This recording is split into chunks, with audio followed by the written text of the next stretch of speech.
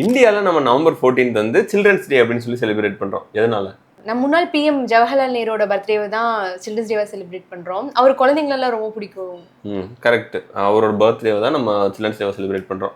ஆனால் மற்ற நாடுகள்ல எல்லாம் வந்து சில்ட்ரன்ஸ் டே இப்படி செலிப்ரேட் பண்ணுறது கிடையாது. ஒவ்வொரு கண்ட்ரிக்கும் வேற வேற நாட்கள்லாம் இருக்குது. ஜூன் 1 வந்து இன்டர்நேஷனல் சில்ட்ரன்ஸ் டேன்னு சொல்லிட்டு நிறைய கண்ட்ரி செலிப்ரேட் பண்ணுறாங்க. Russia, China, Cambodia, Vietnam, Romania இந்த மாதிரி நிறைய கண்ட்ரிஸ் வந்து அன்னைக்கு செலிப்ரேட் பண்றாங்க. எதனால? அது வந்து ஜெனீவால நடந்த ஒரு கன்வென்ஷன்ல வந்து குழந்தைங்களோட நலனுக்காக பண்ணணும் அப்படின்னு சொல்லிட்டு அந்த டே செலக்ட் பண்ணி அந்த டேல வந்து சில்ட்ரன்ஸ் டே செலிப்ரேட் பண்ணிட்டு இருக்காங்க. நவம்பர் 20th வந்து வேர்ல்டு சில்ட்ரன்ஸ் டேன்னு சொல்லிட்டு நிறைய கண்ட்ரில செலிப்ரேட் பண்றாங்க. யூகே, கனடா, பிரான்ஸ், யூரோப்ல இருக்க நிறைய கண்ட்ரில செலிப்ரேட் பண்றாங்க. இது வந்து யூஎன் வந்து 1954ல வந்து இந்த டேவை வந்து சில்ட்ரன்ஸ் டேவா அனௌன்ஸ் பண்ணியிருக்காங்க. சும்மா ரேண்டமா.